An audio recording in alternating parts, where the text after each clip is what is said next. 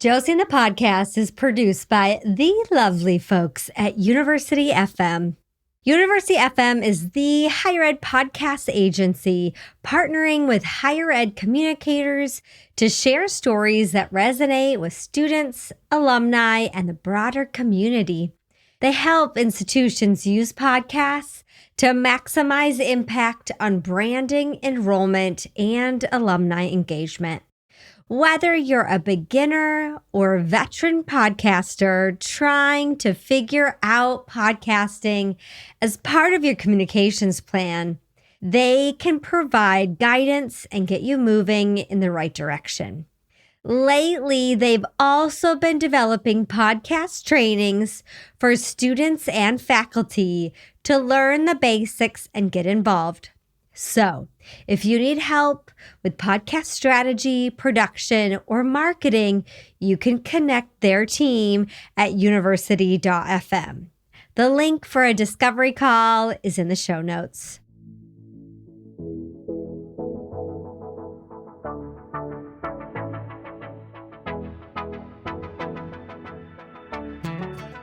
Hello, and welcome to Josie and the Podcast.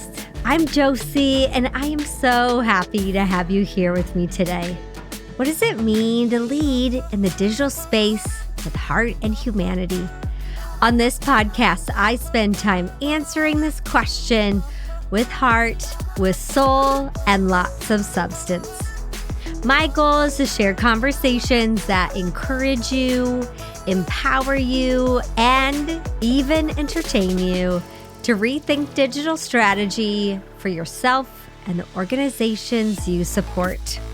This episode is the season finale of season 6. I'm going to talk about this little podcaster's birthday, a wild and wonderful retreat I went on. I'm also realizing now, hence the title of this episode, I'm 43 and apparently now I have seasonal allergies. So welcoming me to the party. I'm going to do a wrap up today of what season 6 has all been about. I'm going to reflect on life. I know, so dramatic, but I have learned a thing or two, and I asked listeners to send me questions. And then finally, of course, I'll share what is coming next. So we talked about AI quite a bit in this season. No surprise, it is just, it's like pollen around me and the change of season. Sometimes it makes people sneeze. Sometimes it congests people. Other people really enjoy the flowers. AI is going to come with waves of chill and maybe challenges. But what I got to do as an experiment is we threw the transcripts from the whole season into AI and asked, hey, what are the themes that you can pull from all the different topics that in interviews and when it's just little old me with shorties. And so here were the themes from season 6. Change and adapting. Every episode we talked about change, my change, the industry's change, individuals change, new platforms, career transitions, society, all the stuff. There was also a theme of student-centered marketing. Multiple episodes talking about how to integrate students into social strategy, but also creating content that's really going to resonate. This next one, I would be upset if it wasn't included, community. The concept of community explored in a variety of different contexts, whether if that is on campus, online, and everything else in between. Especially in my interviews, the next topic of personal branding, one might call it, or one's own authenticity and how they show up as a human in all spaces in a genuine yet relatable way, no matter your position. The next theme was technology integration. Of course, that AI episode was just packed all in there, but even our Gen Alpha episode, we talked about that too. Mindfulness was the next theme. Again, I think this is just kind of coming out of my pores. how much we need to take care of ourselves, our fellow humans around us in the face of social media and constant change and crisis within higher ed. And then the last one, in knowing that I research and publish about digital leadership. Leadership was a theme, but also advocacy, whether that's advocating for yourself, your students, or your communities. So those are our themes. Pretty cool. Can you imagine if you were able now, my master's and doc students and my faculty might hate me for this.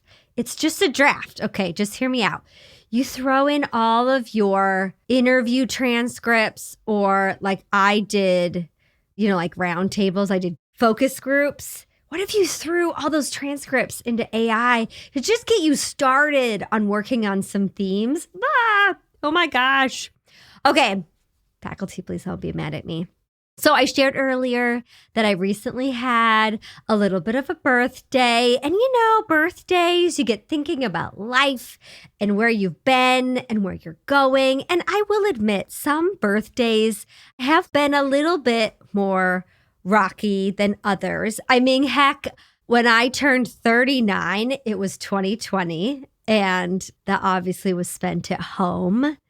The last couple have been all right, but I've had to be really intentional about them. I'm an Aries. I'm a fire sign. I'm a little feisty. I get thinking about how things are gonna be, they should be, especially on a birthday. So I'm learning to just chill, girl. Chill, Josie. Just a little, a little bit. I thought about telling my consulting story, which I thought would be cool to maybe kind of just tell my story, period, by answering questions from listeners and people from social media. So I put out these questions on Instagram, on LinkedIn, in some groups that I'm part of. And so I'm going to answer some of those. And you can still send me questions. Maybe this is the way I kick off season 7 in the fall. So Clarissa May, hey Clarissa, she asked, what's your best advice you would give to your younger self? And a similar question from Laura Pasquini, my girl back from Doc Research Days, who now is a higher ed expat doing her thing. She asked, how would your 12-year-old self be proud of you now? And how can I not just start crying just reading that question? So a couple things that came to my mind. Young Josie. It's not fully about you. And I know that sounds like I'm talking to a little girl that's full of herself, but it's actually the opposite. Growing up in cowboy country in the wild, literally the Wild West. Wyoming is still wild and gritty, and some people were mean to me as a child. But I have learned now, looking back, that it wasn't about me. They were having their own heartbreaks at home. Now that I know, so much more about human development and family dynamics. And I just remember just always sitting there asking a question of why? Why? What am I doing wrong? What is it about me that I can change? I did really so much want to be liked. And I think that's something I'm still evolving with as a 43-year-old. It's so funny that I work within social media, how a like is a literal data point, that I have now evolved from wanting to be liked to wanting to, kind of have a legacy. I know it's cheesy like Hamilton, but that's that. And I would also tell my younger little self that life is going to be awesome, that you're going to do stuff that you can't even find in a book yet, that you're going to explore far beyond what you thought even imaginable, and just get ready. It's going to be awesome. Hannah from over the pond in the UK, she asked me, what's your biggest life lesson you've learned and how did it change your perspective? And I got a couple other questions a little bit like this. Megan asked, what would you tell your 20-year-old self? And my roommate, Lloyd Alquist, asked, what's something you would tell your 32-year-old you? All these so specific of ages, 12, 20, 32. And I'm just putting a little pin here. These are questions that would be great for you maybe to reflect and journal about. And so especially thinking about more into my early adult life is to ask for what you want and be prepared to get it. Every time, whether if it was putting it out into the world or old days of working at a campus and advocating for myself to my supervisor, even if it wasn't what ended up happening, it was even a centimeter baby step, a Josie step, into moving forward. And I guess I would say for listeners, especially if you feel like you have to have some big grand plan that you have to, you want to start to tell your story and create content. So then you have to have this perfect YouTube channel or podcast or Substack. Just start writing in Instagram captions. Just start capturing audio notes on your phone. Like, what is just the simplest thing that I guarantee is going to be sloppy, and maybe it's really simple, but it's something. And don't minimize just what that momentum can bring, because you're going to look back in 10, 12, 15, 20 years, and it will just be that slight, again, like a little ripple that gets further out into the waves. My next lesson, because again, we got 3 questions, so I get more than one answer. Okay, this is the deal. I want you to be your number one fan. And this is also speaking to myself, my 43-year-old self, is you may not know this about me, or you may not have picked it up. I actually, a lifelong journey in self-confidence. I wouldn't say I'm like faking it, like the fake it till you make it, but I am extremely hard on myself. Sometimes the reason why building community is so easy and inspiring for me is because it's outward, and I then, like a ricochet, get a high, and I feel included because of that. And so I'm everybody's fan. I want everyone. I want you to succeed. And there was a time, for example, I would go on stage and I would convince myself that even if I got compliments afterwards, that they were lying, that it wasn't true. Or I mean, like little things like, oh, I like your hair. Or I assumed, I know it sounds horrible, kind of the worst. I didn't believe the goodness from people. And maybe the lesson is I need to cultivate my own reservoir in me of my own fandom. On a different note to that is sometimes because then I was defensive and I worked and continue to work very hard. There were times back in my earlier career where I may not have played as well with others as I had wished.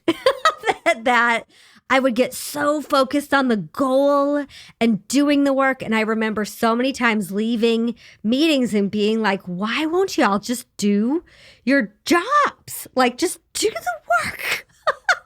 I was kind of not outwardly. And there was some regret of maybe more significant relationships I could have built when I was campus-based. But I would also say that came into play with even the way that I approached, for example, my book, that I felt like I needed this claim of only me writing this book about digital leadership. And I will never write a book again. Okay, I can't say never, never, but I now lean into collaboration way, way more because it's also so much more fun. Because what I learned from writing that book and creating a business is you are not a renewable resource. And you can argue with me about this all day, but this is just from my lesson. We can renew. I literally had a retreat about it. That was the title of it. We can take days off. We can take vacations. I've just learned from injuries and from meltdowns that you can replace your podcast mic. You can upgrade your computer. But our bodies, our minds, our spirits are so much more sacred. And I don't remember if I've told this story on the podcast before, but when I first started to work with a business coach, she got to know me pretty quick to realize like, oh, this is a workaholic, like she is. And one of her first homework assignments for me was to take Sundays off. And I laughed at her and negotiated that down to one Sunday off a month. And I'm a little embarrassed to say that. And if you want to go down this entrepreneur path, there is going to be both flexibility and some work that you may not have needed to do in other types of capacities. But yeah, no, I learned that I sometimes would work more, especially when things weren't going well, because I thought that was kind of then, it sounds so bad, but like a punishment. But now that I know taking time and even bigger periods of time, there has been 2 summers where I have almost taken a month off, that then the work actually improves. And that was kind of mind-blowing. The last thing that I would give as a life lesson, especially to my younger self, is tell your story. Again, it doesn't have to be this TED Talk like I saved a dog from a burning house, because what I have found, the more I share even little bits and big things, that there are so many others it gives permission to, or there's some Me Too connection moments, that can be one of the most powerful things we can do. And again, that is why I'm such a advocate and a strategist for using digital communication tools, because that's how I did it, especially at the beginning. The countdown to the Engage Summit is on, hosted by Element 451 in Raleigh, June 25th and 26th. Sessions will focus on cutting-edge AI applications that are reshaping student outreach, enhancing staff productivity, and offering deep insights into ROI. Yeah, this is not your typical conference. It is a strategic summit where you'll learn from the best about leveraging AI and digital strategies in higher ed marketing. Imagine 2 days filled with hands-on sessions, real success stories, and the chance to network with the top minds in the field. You'll leave with practical, transformative takeaways as you learn how AI fosters a more personalized, effective approach from recruitment to student success. Tickets are $250, but with my code Josie50, you get a discount, bringing the price to $199. Hurry, space is limited. This event will sell out. Visit engage.element451.com to learn more and get registered today. Okay, so talking about building business, making big life decisions, Ken asked me, so you decided to leave academia, start your own consulting, long before people were talking about self-care and burnout openly. Yes, so I left campus work in 2014. And she said, what gave you the courage to make the transition? Did the transition come with any sacrifices? So I'm going to link my recent interview on Essay Voices from the Field with Jill Creighton, where I kind of tell the full story. And I think I have shared it here before. And so I'll give you the highlights. I had felt I kind of reached the mountaintop, one could say, in the current role that I was in. And even at the time, I was getting a lot more responsibility and visioning to work on social media and marketing for the division. But I had also started my doc program, but I was ready for change, even if it was lateral. And so I applied for an internal position, and it was the first position I'd applied to for 6 years since I even started at that institution, and was not offered that role. And it really rocked me.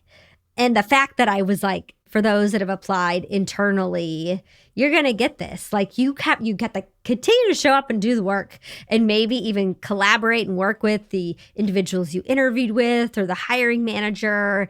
And it was also like the beginning of the academic year, so it was wild and busy. But my husband and I were out for a run, good old self-care. And I just stopped out of nowhere, which of course I think frightened him because I don't stop running. And I started to cry and share. I mean, he obviously knew that I hadn't received that position. And he said, what if you just stop out for a minute? What if you just do school? And I just shook my head, and, we turned around and headed back home. But it started to warm something in me to think about, what could it be? Because another life lesson that I learned is your value is not your work. I get a lot of value from my work, but especially when I was at an institution, it was my full identity. Even in higher ed and student affairs, we get very much kind of indoctrinated, almost like the sunken cost fallacy that like, well, my master's is in this, all my years of experience are in this. What else can I really do? And I just started to kind of let my mind play around with it. And honestly, the people that I was most nervous to tell wasn't my institution or my supervisor, it was my parents, because I have worked since I was legally allowed to work in Wyoming and South Dakota.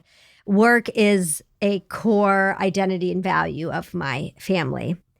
And so the courage I would fully credit to my partner in crime, to my partner, Lloyd. And I find so much courage from him daily. Because the second question about sacrifices, entrepreneurship is not for the faint of heart.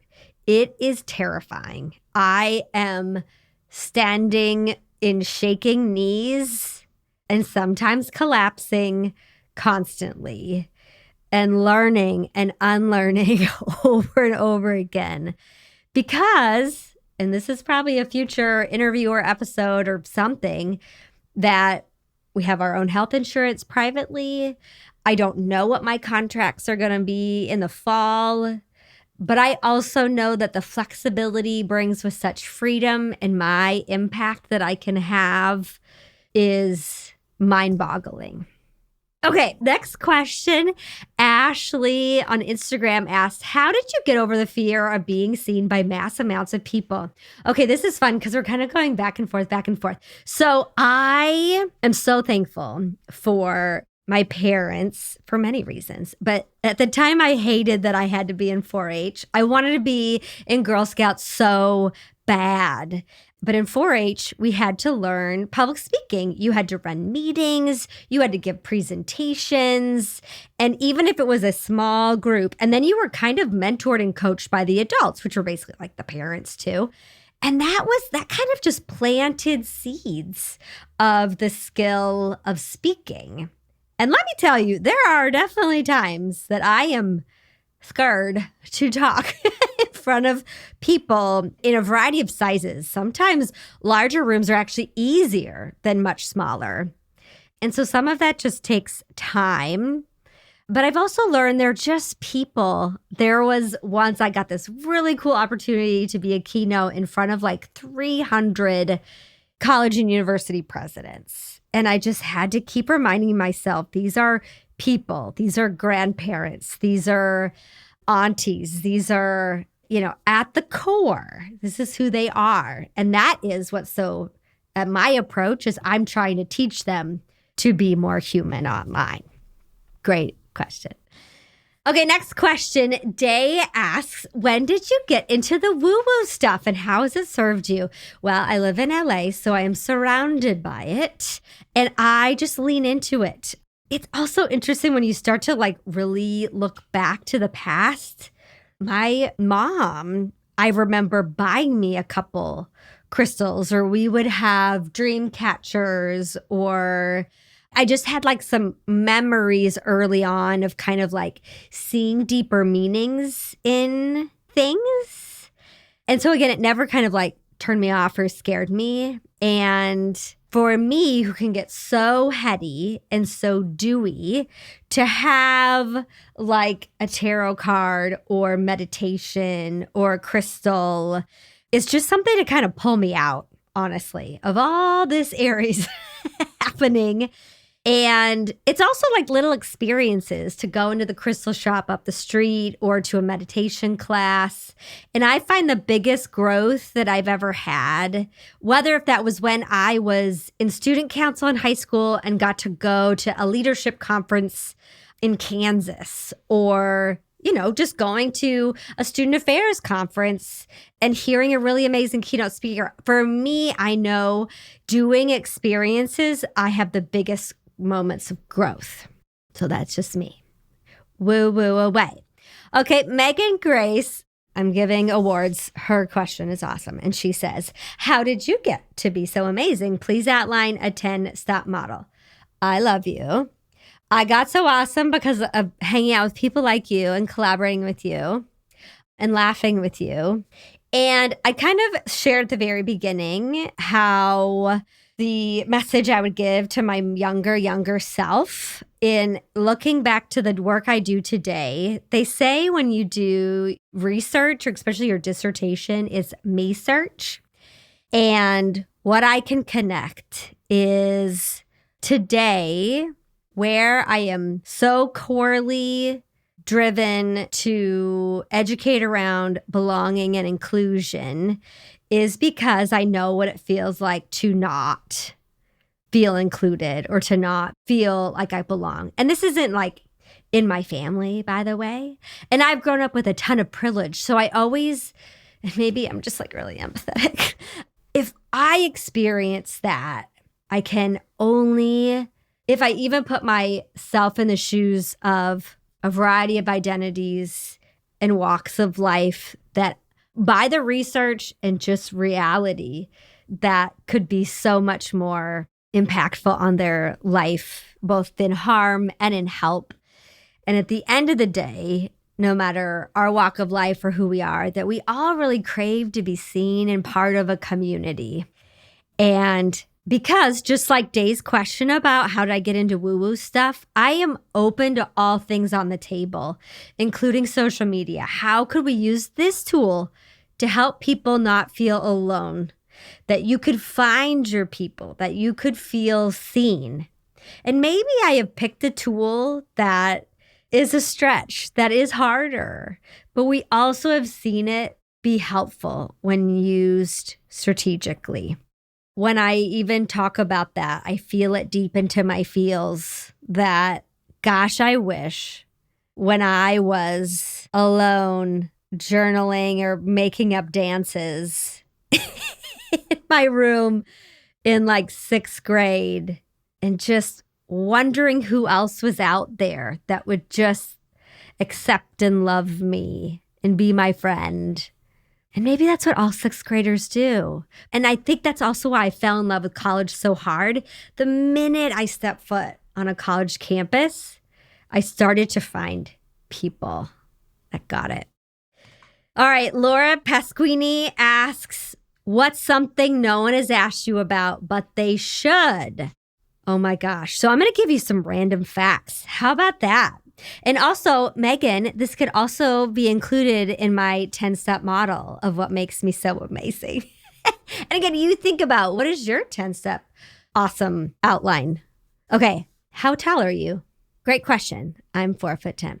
Something random. I fell over a chainsaw when I was young, and I have 2 pretty big scars on my right foot.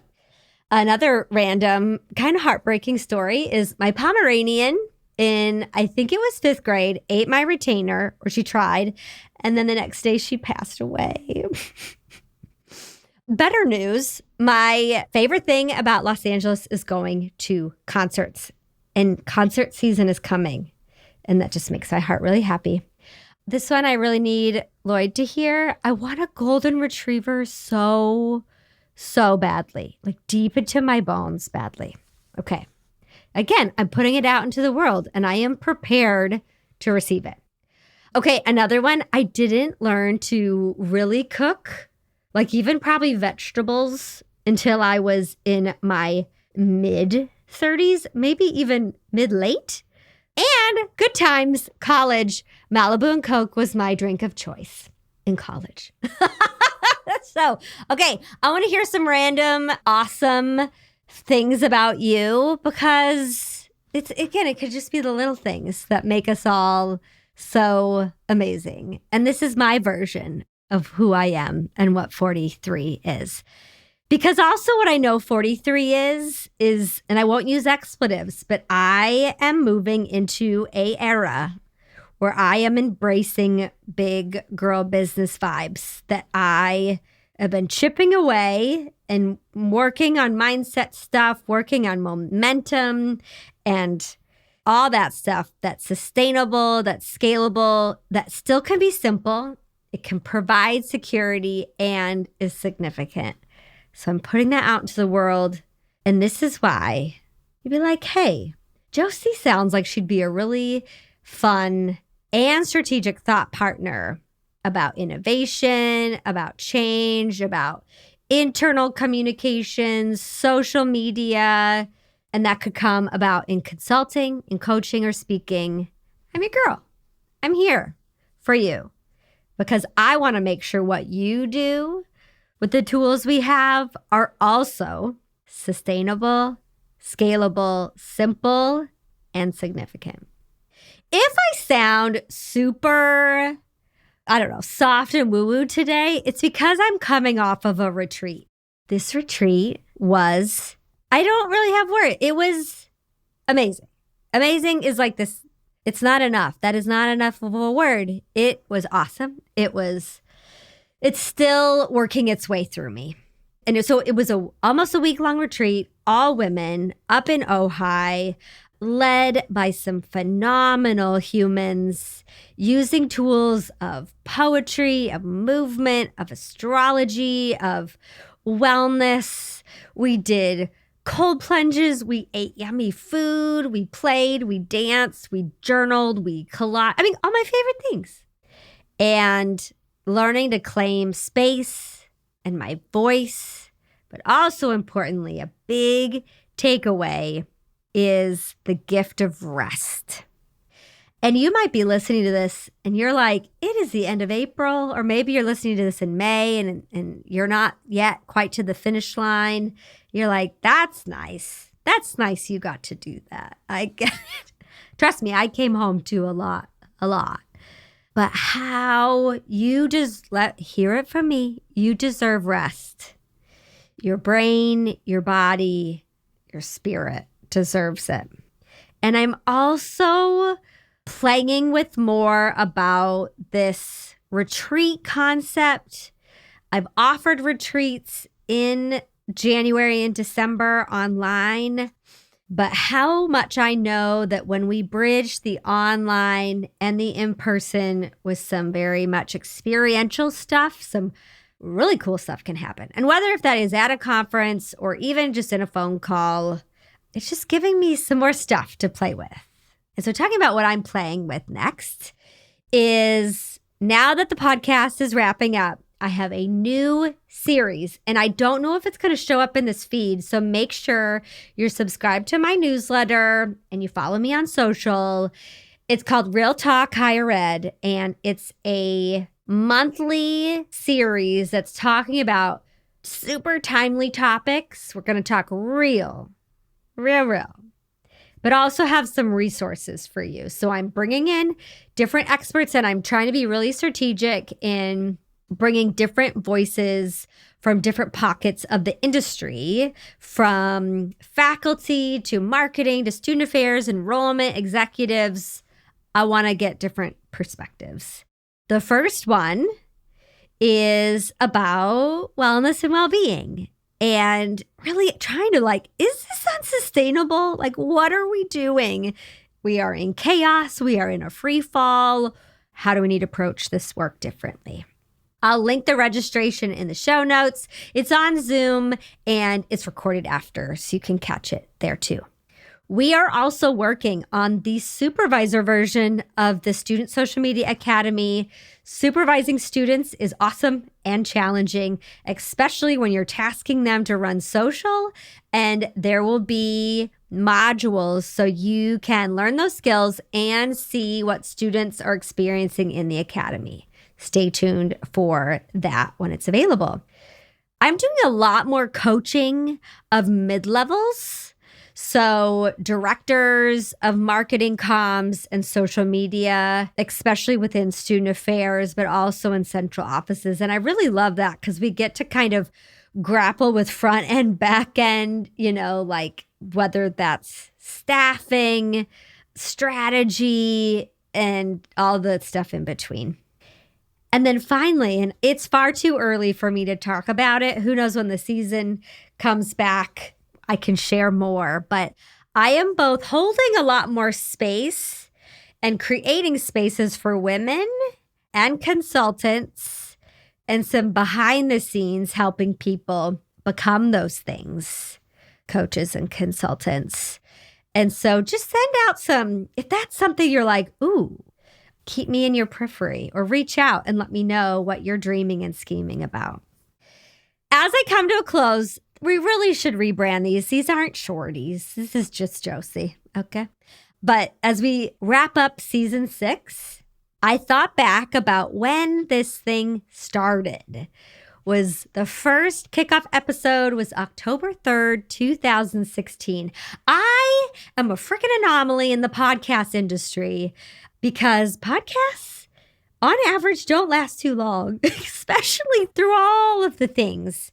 And I will tell you, podcasting is not for the faint of heart or voice, but it is worth it. And so I want to give some thank yous, especially to the sponsors this season, University FM and Element 451, Mallory, Robert, Cheska. You've been amazing. I have to thank my team, Katie Hartwig, Giselle Cancio, and Katie Spencer Johnson for all your work behind the scenes. My hubs, I think he's napping right now, as he should. He just brought a new mic into my office one day. So if you have heard just a slightly different sound quality, you can thank him for that. It was in the middle of the season. And then my guests this season, Mila, Rachel, Shay, Day, Mike, Jill, thank you for your willingness to share your stories and your light. And listeners, I want to thank you. And my hope is that you can share your stories, whether that is in private, with your mentees, with your staff, with your team, with your friends, your family, and your light out into all the different programs and initiatives and strategies that you are doing. Before I do something kind of special, I want to leave you with some quotes from the podcast guests from the season that really stuck out to me. So we started with Mila Edmond, and she said, "My why is to encourage people to keep going even on the hard days, but to know that you have some influence on the direction of your life. You don't have to just let life happen to you. I hope that I leave people with, you have a choice, and you always have a choice. Even when things happen to us, we don't have to stay there." Woo! Okay, next one is from Rachel Putman. She shares, "I think it's so important to be real and be present when you're a mentor. Not every student you hire is going to think of you as a mentor. I don't think that's necessary to have a student who's excited to learn. But most of mine have. And so modeling behavior of, This is how you present yourself as a professional, but you should be presenting as yourself. Is really important to me. And then Day Cabilds shares, after so many years of striving and climbing and having to prove myself over and over, now that I feel people see that, I want to give it away. For me, my purpose is giving. Then we had Shay Kid Brown, who said, people might think social is actually the opposite of mindfulness, but it is a great way, particularly in stories, for me to share what might be on my mind on any given day, but also like a quick tidbit on my way to work. It is cold. That might be a post I have tomorrow. People, it is cold, but y'all doing it out there kind of thing. It's this mindfulness practice. It's simple. It's just a way to provide connective tissue. Next, Mike Munoz shared, don't let perfect be the enemy of good. And what I mean by that is that oftentimes people want conditions to be perfect before we act and change or do something totally different. And so I had to really be okay with things being a little messy, and that's okay, because it was really about forward movement. And finally, from Jill Creighton, I try to do my best to be a traveler and not a tourist. And for me, that's a mindset, but also a resource usage thing. I try to be quite aware of my impact in the world in a lot of ways. Environmental is one of them. I'm aware that when I choose to go to a new place, I'm taking resources. And I'm also using resources from the people who occupy that space on a permanent basis, whether those people are indigenous or simply local to the area. It's about cultural appreciation for me. Oh, thank you, all of the guests this season. And I can't wait to start to dream and brainstorm what next season is going to all be about. The final thing that I'm going to leave you is something that I wrote and, believe it or not, performed at the Radiant Life Retreat that I was at earlier this month. It's called Grit and Grace. I give you my grit, the grit of my ancestors, trail makers, ranchers. I come from cowboys. Yeah! They grind as a team, working around the sun and the moon. Earth people moving mountains. Literally 120 years ago, carrying a piano over the Grand Tetons of Wyoming.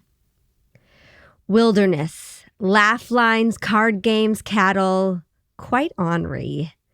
Dirt under your fingernails, so deep and so dear. Fighter, survivors, Grandpa Clark remembering hiding from wolves that he could see between the cracks in the family-built cabin.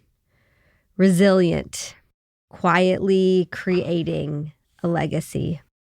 But for those so full of grit, in your bones and in your blood, dry in your eyes and a bit weary, looking at the horizon for the next mountain and wondering if you must keep climbing. I give you grace. Relax your shoulders, unclench your jaw, and breathe with me. Feel the feelings. Love the feelings. Chase the freedom.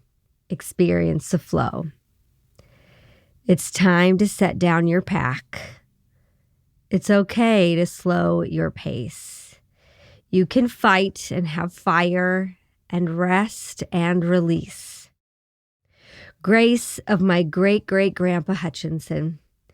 Giggles, porch, rocking chairs, cookies, looking people in the eyes. Tell your story. Softness and steadfast. Work with your hands and your heart. Grace of my mother, the healer, the lighthouse, the mother to anyone in my life. In 7th grade, she welcomed in with open arms the rougher kids that I had befriended and gave them lemonade and monkey bread. Grace, like my father finding his faith late in life, turning down promotions to spend more time with family. Your grace comes with you too. She dances and sings and twirls and taps. You are grace, you are grit. You are a gift. Just by existing, by breathing, by simply being. Thank you for joining me in the shorty episode of Josie and the Podcast. This has been the season finale of season 6. Thank you for joining me for this season and all other episodes. Make sure we are connected during this break. I'm at Josie Alquist. And of course, all the show notes can be found at josiealquist.com/podcast. Make sure you're subscribed. There might be some surprise episodes. And make sure you are sharing with others. If you are interested in working with me, because I would love to work with you, find me at josiealquist.com. I have got to, again, thank my podcast sponsors, University FM and Element 451. And finally, I am sending digital hugs, loves, and waves to whatever corner of the world you're listening in from. This has been Josie and the Podcast.